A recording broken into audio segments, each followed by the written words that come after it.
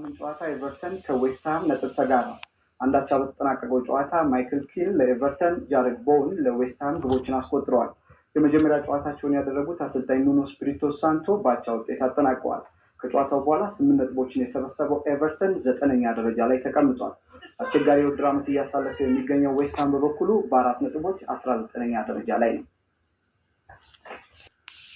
ትናንት በተደረገ የጣሊያን ሴሪያ ጨዋታ ላዚዮ እና ፓርማ ተጋጣሚያቸውን አሸነፉ።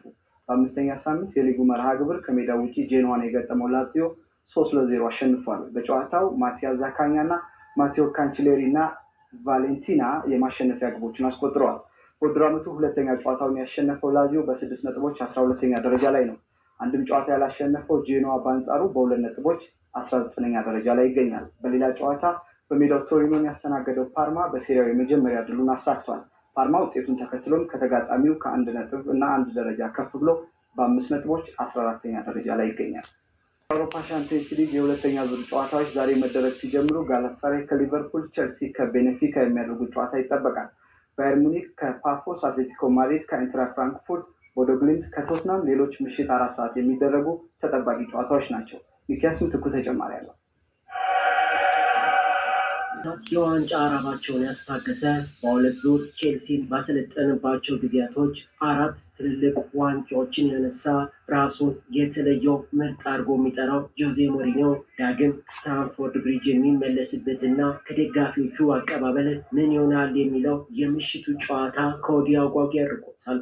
በሊግ ፌስ የሚደረገው የአውሮፓ ቻምፒየንስ ሊግ የምሽቱ ጨዋታዎች ዛሬ ምሽት ሲጀምሩ በርከት ያሉ ፍልሚያዎች ይደረጋሉ። ብሩኖ ላዥን አሰናብተው ጆዜ ሞሪኒዮ የቀጠሉት ቤኔፊካ ወደ ስታንፎርድ ብሪጅ አቅንተው ከቼልሲ ጋር የሚያደርጉት ጨዋታ ተጠባቂ ነው። ሰውየው በቼልሲ ደጋፊዎች ዘንድ በተለየ መልኩ ይታያሉ። ለዚህም ምክንያቱ በማንቸስተር ዩናይትድ እና በቶተናም ባሰለጠኑበት ወቅት የተፈጠሩ ቅሬታዎች እንደሆኑ የዘ አትሌቲኮ ጸሐፊ ሳይመን ጆንስ ይናገራል። ያለፉትን 3 ጨዋታዎች የተሸነፉት የተጠበቀውን ያህል ቡድኑ መራመድ አልቻለም በሚል ትችት እየተሰነዘረባቸው የሚገኘው ኤንዞ ማሬስካ ቡድናቸውን ወደ አሸናፊነት ለማምጣት የሚያደርጉት ፍልሚያም ደግሞ ተጠባቂ ነው። በቼልሲ በኩል የቡድኑ ወሳኝ ተጫዋች ኮል ፓልመር በጉዳት ምክንያት በምሽቱ ጨዋታ አይሰለፍም። ሞይሰስ ካይሴዶም በብራይተን ጨዋታ በደረሰበት መጠነኛ ጉዳት የመሰለፉ ነገር አጠራጣሪ ነው ተብሏል። ከዓመታት ቆይታ በኋላ ቤኔፊካን ይዘው የሚመለሱት ጆዜ ሞሪኒዮ ውጤት ይዘው ለመውጣት የሚያደርጉት ፍልሚያ ነው። የሁለቱ ቡድኖች ጨዋታ ምሽት 4 ሰዓት ሲል ይጀምራል። በኋላ ጥያቄ እየተነሳበት የሚገኘው ሪያል ማድሪድ ወደ ካዛኪስታን ተጉዘው ከአራት አልማቲ ጋር ይጫወታሉ።